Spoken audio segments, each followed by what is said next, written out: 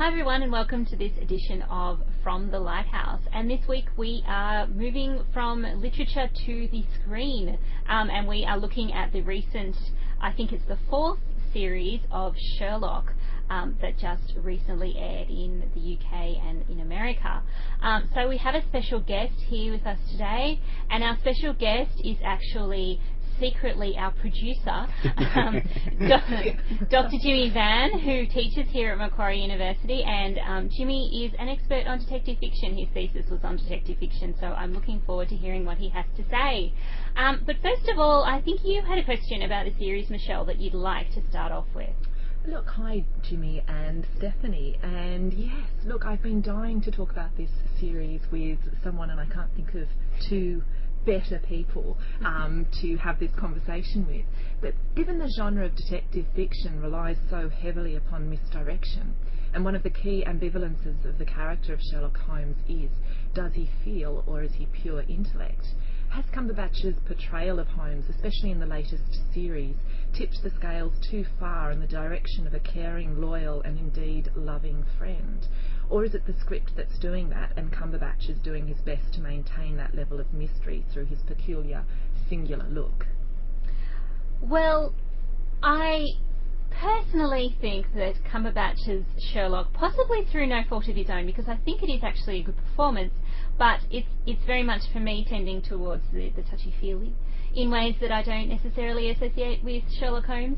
I think there is in the later series, there is a focus on his familial relationships and his emotions in ways that didn't quite work for me, especially in the final episode of the series. There is a heavy focus on his family and getting to that emotional side of his childhood, and I don't necessarily want to see that with Sherlock Holmes. I prefer the detached, rational man of science and detection.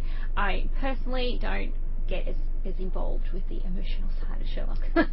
I think that's a really good point. But I suppose I should also preface this by giving a huge spoiler warning for those who haven't seen the series. We're terribly sorry. Inevitably, we're going to have to give away some very, very big plot points. So if you are planning on watching the series, then maybe just pause this and go watch it. Do a big binge, as we all do. Consider it. Of course, you know. I hate getting spoilers myself. But one of the things that I was thinking about, Steph, while you were saying that, was I think Holmes found himself in that episode that you were talking about, in a situation that Holmes, the character, would normally never find himself in. You know, he was actually forced to make choices that were really, really difficult. And I guess I was concentrating more on that aspect of the series rather than on the development of Holmes's character, which I thought had already been established fairly well in the first two. Not so much in the third series. I think the first two series really sort of encapsulates the character very well. I was really interested in that idea of, if you had two really, really awful choices, you know, which would you choose and why would you choose it? And I thought some of the choices he made were quite ingenious, and I was sort of engaged from that perspective. Well, I guess that marks a sort of a shift, and when you think about that movement from sort of an aesthetic to a moral to an aesthetic to a moral, we're actually getting back into the realm of the emphasis on the moral aspect of crime, which I think is a fascinating thing to think about, especially in terms of the times that we live in, which, you know, are always in some sense mirrored by our cultural productions. I mean, I have to say I am with Stephanie here just simply because I think that whenever I am looking for whether it's a text, a film that really engages me, the more levels of tension that I come across, the more highly engaged I am. And I felt that the more that Holmes or Cumberbatch ceased to be a sort of a questionable character, where did he come from, what were his origins, was he just put on the earth, you know, sort of in whole and complete, the more that all of that sort of became revealed, I felt like a level of tension was taken away from me. I felt like I was being deprived of the resistance that I wanted from Holmes, which is the fact that you so desire him to care, and yet that last moment is that idea that he doesn't, which always makes it perpetually fascinating. to me. Well, I suppose we're entering then a different genre here, which is a very popular genre at the moment, which the backstory of the hero, the origin story, as they call it. And in a way, you can sort of see this, or the last episode, as an origin story for Sherlock Holmes. And from what I'm gathering, both of you have a problem with the fictional origin, in this case, of Sherlock Holmes. As a fan, personally, of origin stories myself, I've always seen them as almost like fan fiction type. So it's always interesting for me to see what people have thought about in trying to mould this character of Sherlock Holmes. It's not canonical, and I don't think it ever is canonical, so I never sort of approached it in that sense. And the series kind of primed me to think that way by never really staying true, in terms of plot anyway, to the actual original stories, but rather staying true to the spirit. And I can see the argument that at the end it doesn't really stay true to the spirit of Holmes, because Holmes is not really an emotional character. There's just two things I'd love to sort of say there. One thing is that I'm fascinated by your sort of reading of the latest series at a different, taking it from a different approach. And I think one of the things that it does do that's actually pretty fascinating is that it presents us with a surplus of intellects. There's a point at which it almost becomes farcical, because it seems like there are more, there's his sister who's smarter than his brother, who's smarter than Holmes, and then you've got Moriarty, and then you've got Mary Morstan, thank God she died, because, quite frankly, how many Irene smart Adler. people... Irene Adler. It's almost become a parody, isn't it? Yeah. How did these amazing once-in-a-generation minds all congregate together? Do you actually think it's possible that that's sort of a deliberately subversive strategy on behalf of the writers, or do you think it's just sort of a plotting fiasco in some respects? I mean, less probably generously than Jimmy, I tend to think that might be a plotting fiasco. It's just, it appears to me that they're trying to use, the supposedly amazing intelligence that Mycroft and Euruss have over Sherlock as a kind of way to undermine Sherlock and suggest that he's actually the dumb one. I thought they were trying to be clever with that, and it didn't quite work for me. See, I thought the opposite.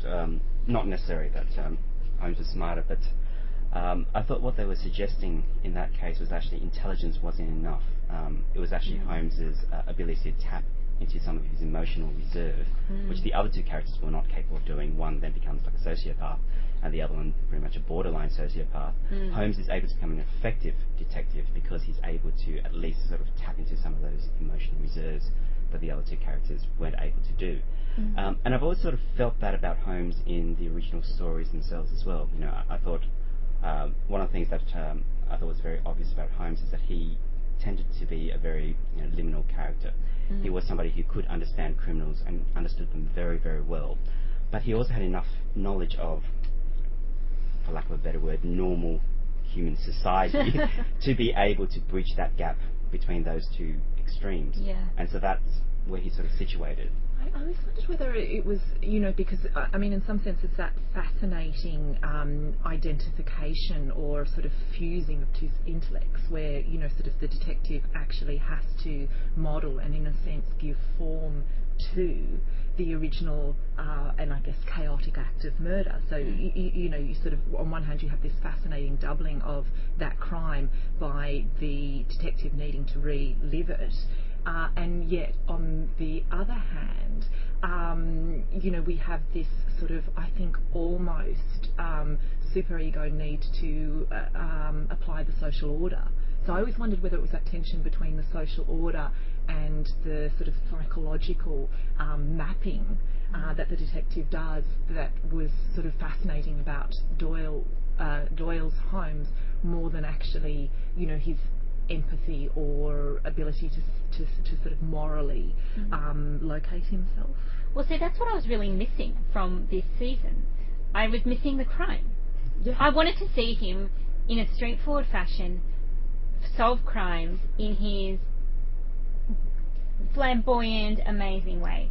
I really missed that kind of brilliance. And in the first episode, we get that kind of montage where he solves crimes very quickly, and it left me really frustrated because I wanted to know about those crimes. And in the second episode, we had a more kind of straightforward crime story, although it wasn't again, it wasn't that straightforward.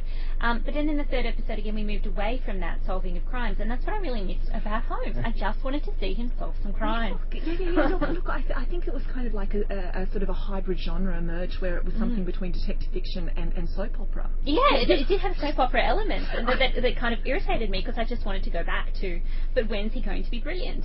When is he going to be the brilliant detective? And to go back to your point, Jimmy, there on origin stories, I actually felt like I was watching a superhero narrative with this show. It was I agree that the last episode was an origin story. Even the way the physicality of Holmes that they played up in this season, I thought was trying to make him into a kind of superhero, and I think there are elements of the superhero in the original Conan Doyle representation of Holmes, but I really feel that they played that up to the detriment of the mind and the brilliant mind. I think it's interesting you should say that, because I think it was Isaac Asimov, who incidentally was a huge fan of Sherlock Holmes. He was one of the original members of the Baker Street Irregulars, I think it was called, the club. He wrote an article in which he proposed that Sherlock Holmes is the first superhero to ever appear, and he lists all the quality that makes Holmes a superhero as such. And it's not sort of an uncommon idea with detective fiction. We think about the character of Poirot. His first name, Hercule Poirot, is Hercules. He's meant to be, in a way, another manifestation of Hercules himself. So the detective, I think, can be seen very easily as a superhero figure, and certainly Cumberbatch's performance of Sherlock puts him into that superhero realm. He's got all these girls going absolutely ballistic over him, which and he punches people. And he punches people. He's got this superhuman strength almost at times. He defies death. Yeah. And he's just he's a very, very unusual character, in that sense. Well, I guess you're just making me think of the Robert Downey Jr. Portrayal in terms of, I mean, obviously right there we've got sort of that American vision of detective fiction, which obviously has its own features in terms of, I mean, you've got Marlowe and all of that. Dashiell, Freeman Chandler and Dashiell Hammett. So, I mean, in terms of those two sort of figures, I'm just sort of bemused by what they're saying about the times that we're living in. Because I always, as I think, question that I thought to put to you both was, I mean, what does it actually say about our times, about the evolution of the detective novel and its hero, who, as Margaret Drabble so eloquently puts it, has traditionally been defined as remote from the common herd, that the emotional depth of the detective has become so central. The psychology, or the sort of the inner landscapes that we're so hungry to mine. Which I think actually does also impact on the way we read the originals, in terms of the fact of, I think, sort of our hunger for the Sherlock Holmes that Doyle gives us is in some way, and I think Bourget says the same thing, the detective genre relies peculiarly upon that readership to create, sort of, to create that particular sort of tension. I just love that notion that we're probably sort of, there's so much of our own input into that hunger for Sherlock Holmes to be more than just that, sort of rather, in many respects, thinly portrayed character of Doyle. I think that's where fans actually come into this season, because I felt, as I was watching it, that it was a season of television that was geared towards fan service. So there was this real focus on the Holmes-Watson emotional engagement, which of course there is in the novels as well. But I felt that they were playing up the incidents that happened, particularly the death of Mary, were designed not to be kind of important elements in themselves, but just to drive a wedge between Holmes and Watson, so that we could delve down and have some really emotional scenes between the two men. And I felt that it was very much written to appeal to a certain type of fan who is very interested in that relationship and that central relationship between Holmes and Watson.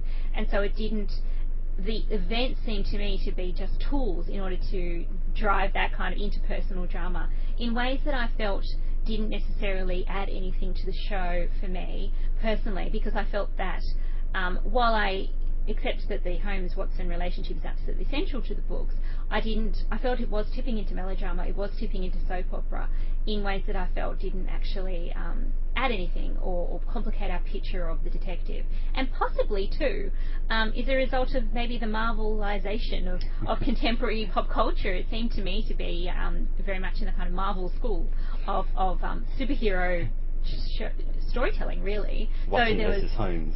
Yeah, it was like Captain America: Civil War in a way, and you knew that they would be reunited. I mean, there was never any question that they would come back together. So there is, after Mary dies, Watson blames Holmes initially for the death, but then you know that it's only a matter of time till they come back together. So you think, what am I doing here? Why is all of this drama being kind of generated? The predictability, and I think also that it becomes derivative, doesn't it? Yeah. And what we're really hungering for is a story that resists us, as opposed to one that caters to us. And I wonder if because I'm not sure whether the response among those mythical sort of fans is one of are they enjoying it as much now that they're getting what they want, or was it actually a sort of a perversely more pleasurable experience? And I think that perversity is a really important element of detective fiction. I mean, I can't remember the name of and you probably know it, Jimmy. Sorry to put you on the spot, but the guy, and it would have been said more than once, but that the very first detective stories is Sophocles' Oedipus. And so right there from sort of that very moment, it's about transgression. It's about sort of our desire for the person who saves us not to be perfect, but in actual fact to be tinged with that original sin. Which I think that without that, we're left with something really flat and kind of ordinary and overproduced and frustrating. And overly complex, my gosh. Anyway, I think we should ask Jimmy the actual fan. I was just thinking 2 points I do want to address. The first one with Oedipus, if we draw the origin story of detective, or one of the earliest detective figures as Oedipus, then we do come across a problem that both of you might have in terms of the current Sherlock's probably being truer to the origin of detective fiction, because Oedipus, this detective story, is a self-discovery story. He is the detective and criminal of his actions. So it is a story about detection as also a form of self-actualization, self-discovery, self-recognition. And so in that sense, I think the current Sherlock series does follow that model quite well. It is about Sherlock now. The ultimate case for Sherlock is himself. He needs to find out who he is, how he has become the way he is, and it's a product in a way of his own mental facilities. He did it to himself. He was the one who blocked his own memories off, in the same way that Oedipus very much does. I just sort of saw that connection now when you're talking about Oedipus, actually. It just sort of occurred to me right now. Now I'm really fascinated, because do you think that this latest series has actually enables those sorts of readings? Do you think that I think it does? I think it does, because I think going back to Steph's point about Watson and Holmes and the friction between them, and us knowing that they will inevitably have to get together at the end. I have read all the Holmes stories, not out of free will, although I probably would have done it out of free will anyway, but I had to do it for my thesis. And one of the things that struck me in the later story is that they do go their separate ways at the end. There is, I think, 2 or 3 stories at the end where Watson doesn't appear, and in fact Holmes actually talks about Watson no longer being there anymore, either through his death or whatever. And there's also a reference to Mary Mawson's death as well, and Watson grieving over her death. There's never been a connection between those 2 events, the separation of the Watson and Holmes with Mawson's death. So in a way, I sort of saw this series as kind of putting some of those connections, which we never got in the short story, probably because Doyle never meant to put those connections there to begin with. They were always there just as little crumbs for us to pick up on. And I think what the series does particularly well is to pick up a lot of those, not just this season, but the entire series, is to pick up a lot of those little crumbs that those who have read Holmes quite closely would have gotten and thought, oh wow, that's rather clever. You know, I never sort of saw it. So it rewards that kind of knowledge, that detailed knowledge of the story. Yeah, and so when I watched that scene, I sort of thought, you know, is this how they're going to end the series? Are they actually going to end it in a rather negative note that, you know, Holmes and Watson do go their separate ways? So I'm sorry, I did mention spoiler at the beginning. You know, that's a huge spoiler for the books. I should have mentioned I'll also spoil the books if that's the case. And it's a rather sad story, I think, that particular one at the end. I think it's called The Lion's Mane. Yeah. And it's an old Holmes, and Watson's no longer around. And you feel his absence keenly in that story. Because critical responses to later Holmes are that, you know, sort of hit the weaker. The weakest links are the ones where Watson is absent, and it's as though without Watson, Doyle has in some sense allowed his because he was and he was a conservative, you know, sort of on so many levels.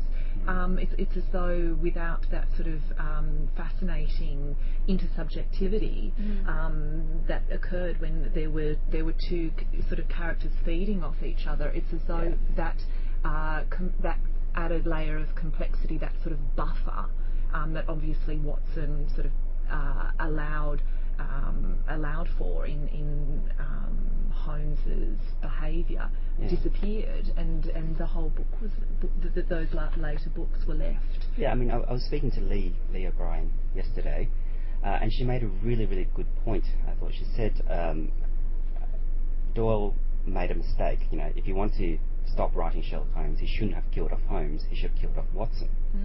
Because you know, without Watson, the Holmes story would have just died of natural death anyway. That's brilliant, isn't it? You know, and I think that's true. And I think we would have felt that in the series too. If Watson disappears, then that's it. That's pretty much the end of the Holmes series. Yeah, no, that is actually brilliant. Lee needs to start writing, because if you think about it, you get that beautiful unfinished ending that is a more powerful ending than that neat, you know, sort of cut off, which is the death of Holmes. You know, like it's that proper ending where you have that sense of that lone figure continuing on afterwards.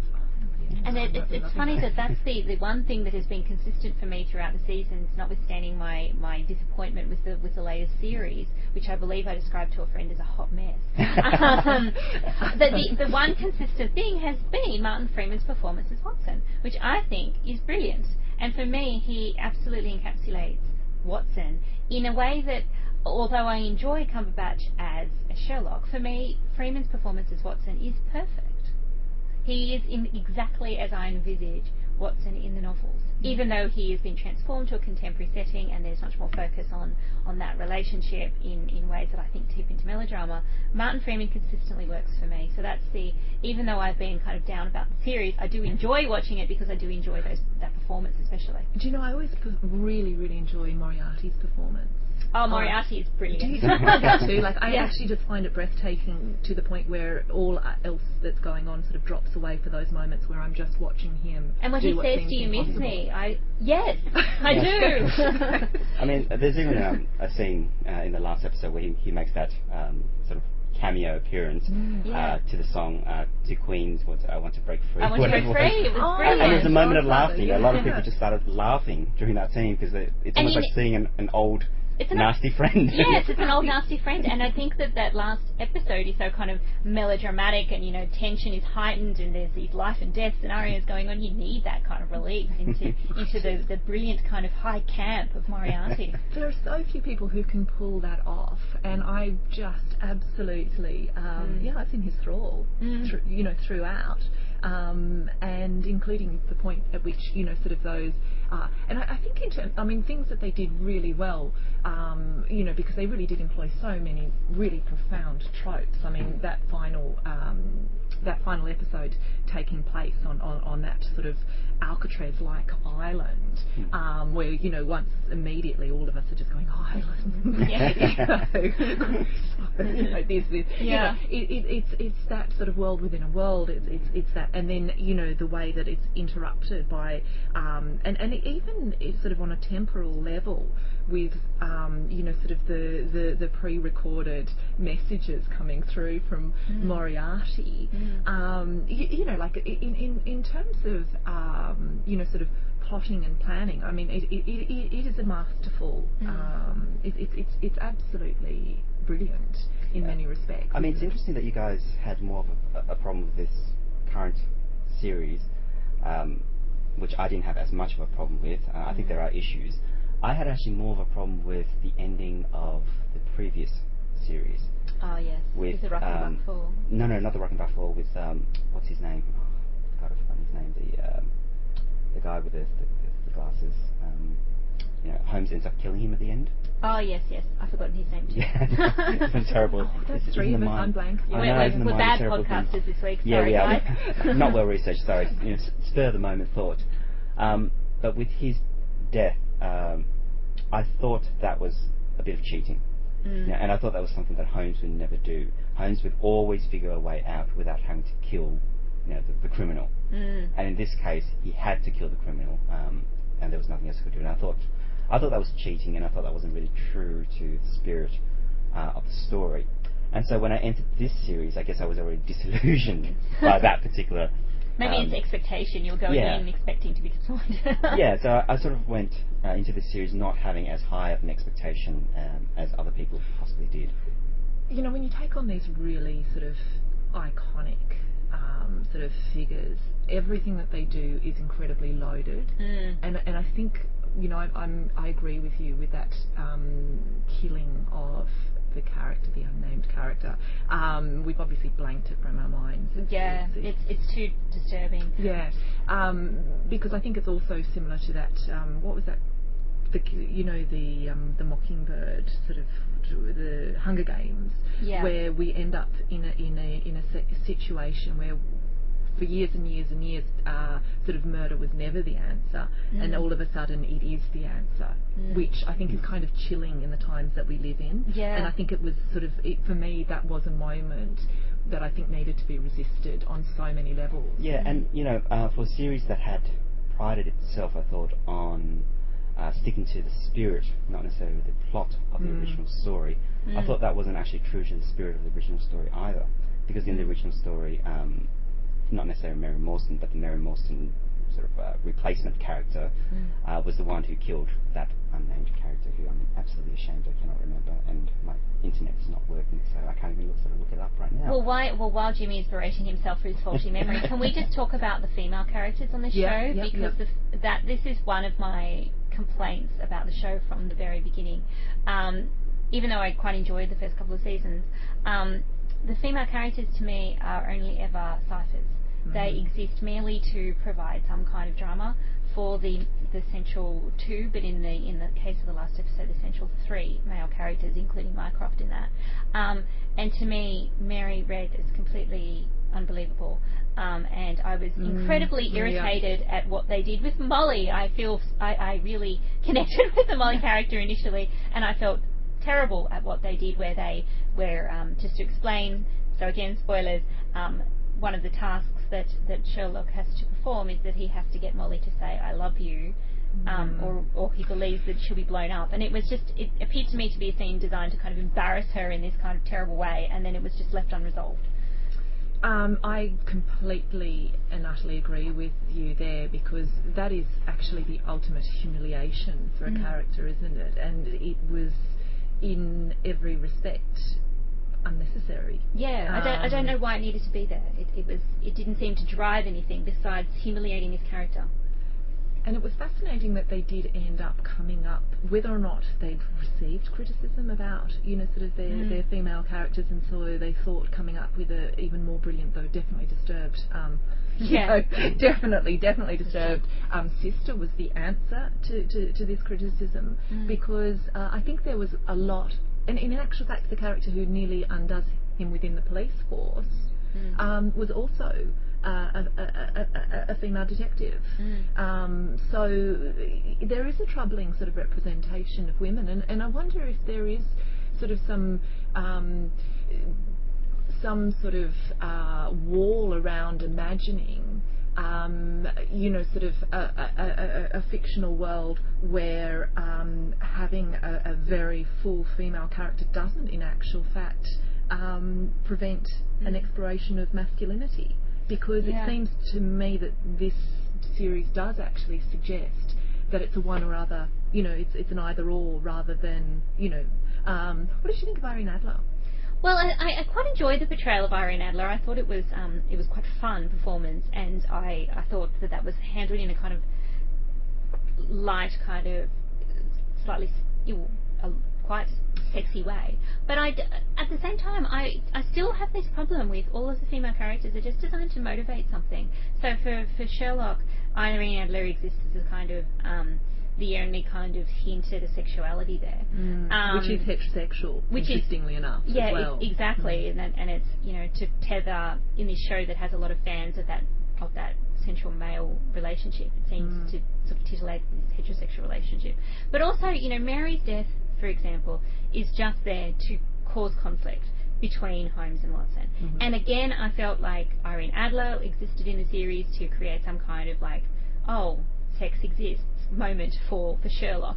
And Molly, again, it existed to cause a kind of conflict for Sherlock at the end. And even his sister, Euruss, exists to, help him get to grips with his childhood trauma. I don't feel like they were ever given embodiment as characters. They existed as ciphers to provoke him, or to provoke Watson. And they didn't sort of exist in their own kind of universe by themselves. Well, there is one, Mrs. Hudson. Mrs. Hudson, I love her. I love she Mrs. is. Her getting out of that car, perfect. Fantastic. Her vacuuming while the bomb's about to go off. Which I think is actually evidence that there was the potential for that sort of representation of characters. I think part of the issue is the source material itself.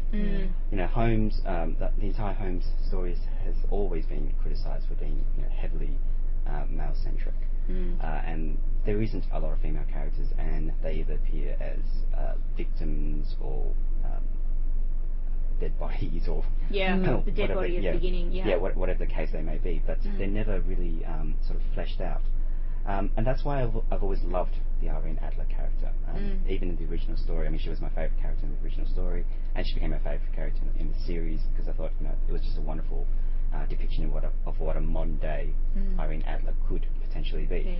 My only objection to that series, to that episode, as much as I love that episode, it's probably my favourite episode actually, is that I think Conan Doyle did the one thing that actually kind of redeems him against that sort of criticism, whereas the series, I can see, sort of falls flat on that, which is that in the original story, Irene Adler does beat Holmes. And the story ends with her very, very clearly outwitting Holmes, and that's it. Whereas in the series, he kind of saves her at the end, and that kind of, I loved it because I'm a little bit of a sap and I like romanticism. I was like, oh, isn't that lovely? So I loved it for that aspect, but the intellectual side of me says, well, she didn't quite beat him then, did she? She kind of ends up at his mercy in a way, being protected by him.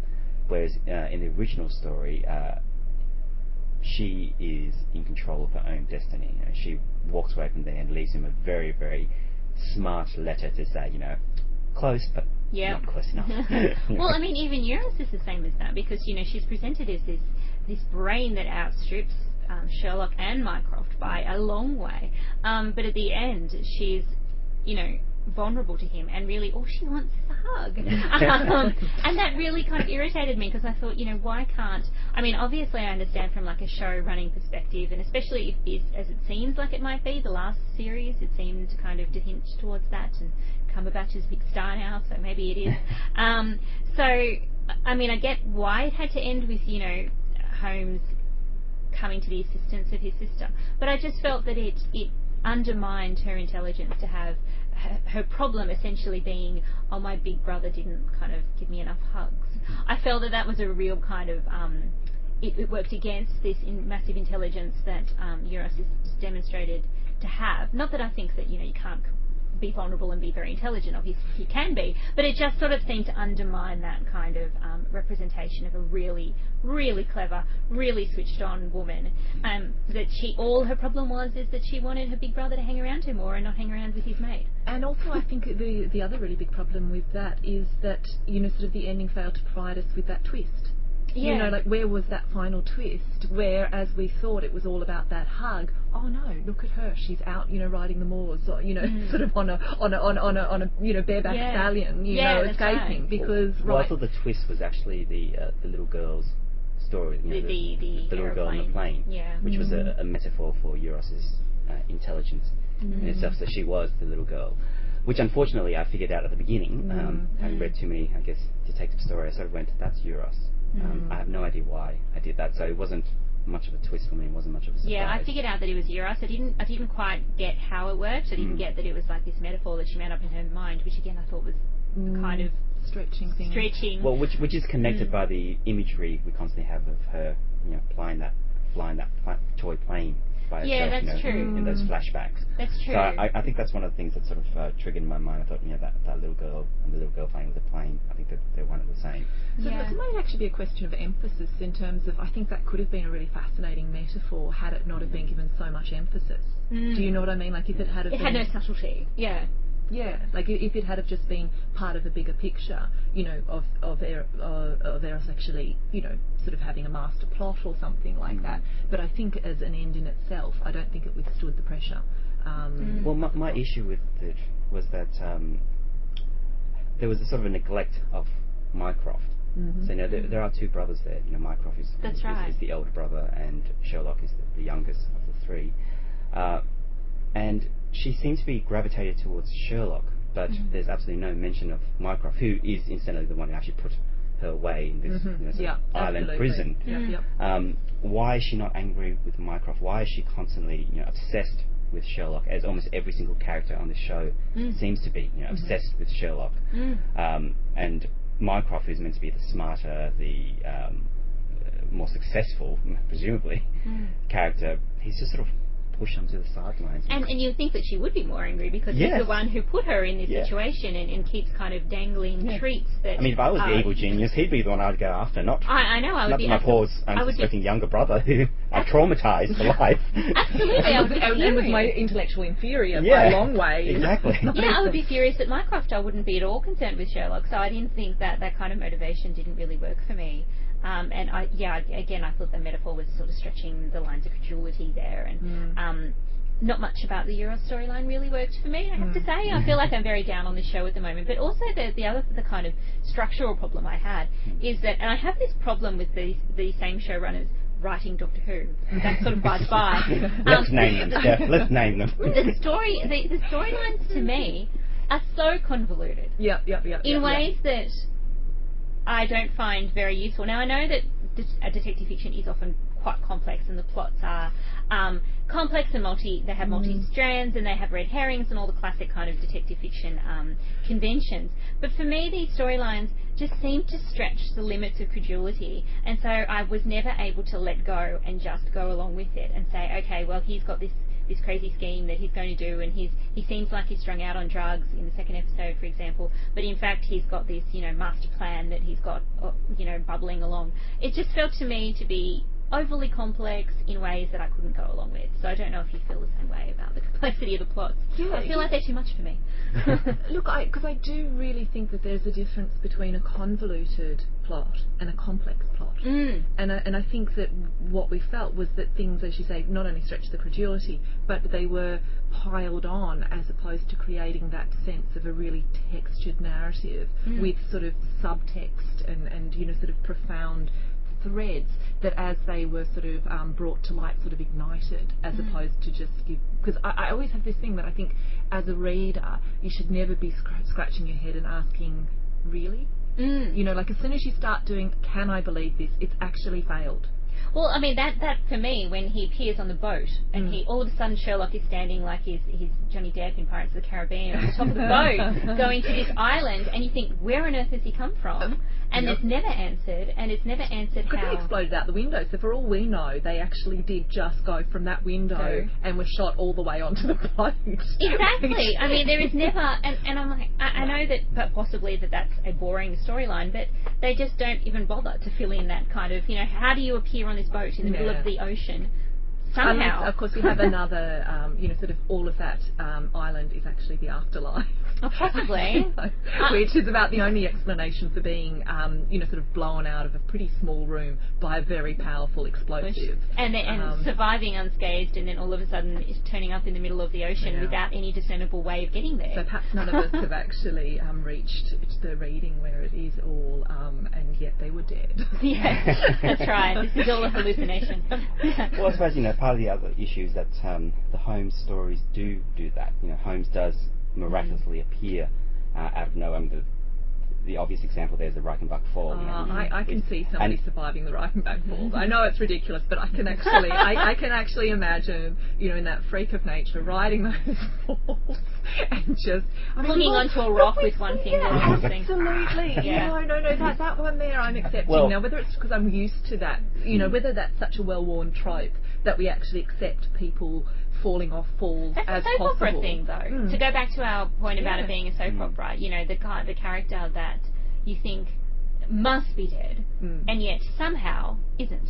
And it turns out 5 years later when the actor realises that they don't have a career outside of soap operas and comes back. But we do have a reversal of that in Moriarty. That's true. Who we thought actually did come back, but actually didn't. No. Yeah, that's true. And I was actually, even though I love Moriarty, as I said, and I love that performance, I'm glad that they actually have kept him dead. Yeah, and I think that was necessary. I think a lot of the issues with the series are actually the writer's way of trying to stay true to some of the elements of the series. So a lot of things that you guys have discussed and sort of pointed out, I can probably say the same thing about the original short stories. They sort of occurred in the original short stories, and yet we're much more forgiving of the stories than we are of these particular series. And I guess my perspective is a little bit different because I've never sort of had an issue with adaptations that veer fairly far away from the original source. For example, one of my favourite Sherlock Holmes, not necessarily adaptation but certainly story, is one with Ian McKellen called Mr. Holmes, in which he plays a geriatric Holmes. Oh, that's right. I did hear of that. And it was absolutely superb. Like, I really loved it. There is a bit of sentimentality in there, and I'm sorry to say Watson does not appear in this story because I think Holmes is 80 in this story, 80 or 90. Watson's dead already, and pretty much all the characters are dead. Holmes is the only one alive, and he's keeping bees in his retirement, and he's trying to figure out his memory's going, incidentally, so he's got like some sort of dementia or something like that, and before he dies he wants to figure out one particular case that has been haunting him, and it's a case that as Watson wrote it has been solved and completed, but he knows that that's not the way the original story, or that's not the way. So you've already got layers happening there. You've already got them there. And it's about sort of complex. delving into the memory. It's about actually Holmes learns something about himself in that process as well. And I thought that was one of the most beautiful films I had seen that year. It wasn't a detective fiction story, not in the sense of there's a crime. I mean, there was a crime, but it wasn't truly detective. It was more of almost like a literary story. But that comes back to that sort of concept between convoluted and complex, doesn't it? Where you sort of have, sort of layering of intentions as opposed to just, sort of multiple plots getting wilder and wilder. Yeah. Which I think, because the moment that you gave me that sort of sort of frame, I'm already sort of googling where I can watch that because it's got me right on that conceptual level. Well, you can watch it on Canopy, the university's free streaming service. Oh, there you go. Yes. Excellent advice for our listeners too. Yes. Actually, the episode that alerted me to that kind of made me first think of that problem with too many plot elements is the episode in which they try to explain how Holmes survived. Where instead of actually answering the question of how Holmes survived, they just provided you with a series of increasingly lurid and unbelievable possibilities for how Sherlock survived. And I felt like they were playing with the audience in ways that really irritated me with that and just made me think there's too much plot here. There needs to be some kind of excavation of plot so that we can let the story breathe. Well, that's what I felt about that episode where Holmes killed Charles Augustus Magnuson. There we go. I like it how all three of those names occurred to you in the one moment. It came with Charles, and then Augustus just came naturally after. Amazing how the mind works. Yes. Yeah, so it came with... I thought it was too convoluted, and it got to a stage where it forced Sherlock to do the only thing left for him to do. Whereas in the original story, it didn't get to that stage. You know, Holmes had actually set it up in a way where he was going to be able to get the criminal, but then the victim then came forward and killed the criminal herself because she was sort of sick of it. But then Holmes, being judge and jury, sort of says, you know what, justice has prevailed, and walked off as if he never saw anything. So I thought it was a much more satisfying ending to that story than what the series did, which sort of made everything so overly complex that by the end you're left with this one decision and you're left very, very unsatisfied. And in fact, it took like a Deus Ex Machina to bring Holmes back, which is Moriarty's resurrection. Yeah. You know, suddenly Moriarty's back alive. Oh, and we need Holmes back again. We can't deport him. He needs to come back. Yeah, he's on the phone. He's on the plane for three seconds. You know? Yeah. But it was also relying on the peculiar medium of film as well for that to work. Do you know what I mean? In terms of it's the way things that rely on CGI cease to have impact on you because you know that it's just a playing with images really, and I felt like it was sort of a montage of sort of moments which were none of them satisfying, and all of them were taking me out of that sort of psychological drama that I was there for. Yeah, they were reminding you that this was nothing really. Yeah, I mean that goes back to Jimmy's point about why do we watch adaptations. Like it seems to me that from this conversation, that thinking about myself, I very much are on the side of originality and the faithfulness question, whereas perhaps Jimmy is happier with a kind of looser spirit of things. Well, I like what detective fiction is capable of. You know, I like thinking about taking detective fiction beyond just simply stories about solving crimes, but now looking at how that sort of detection process can be applied to other things too. And I think it can be. And that's why I thought Mr. Holmes was so brilliant, because it did take detective fiction to that other level. And in a way, returning it back to that Oedipus example that we're talking about, it's our own lives should be the best form of case that we should be looking at. And in fact, just to try to end on another wonderful detective fiction story. Another one I read was what was it? Something. Crap, my mind's gone. It was a novel by Peter Dickinson, and I can't remember the title for the life of me. But it was about a woman who was dying of some sort of motor neuron disease, where her body was slowly shutting down. And by the time the story started, the only thing she could do left was anything from her neck upwards. Right. But she can't speak, so from her nose upward, I think it was. So she didn't blink. And she saw something on the news which recollected a memory of a crime. Oh, wow. And through her blinking and her nurse, she has to try to piece together the puzzles and her memory in order to figure out what's going on. And in doing that, she has to relive her life and relive some of those traumatic memories. And it was just one of the most brilliant books that I've read. And it was sort of marketed as detective fiction, as a very strange type of detective fiction.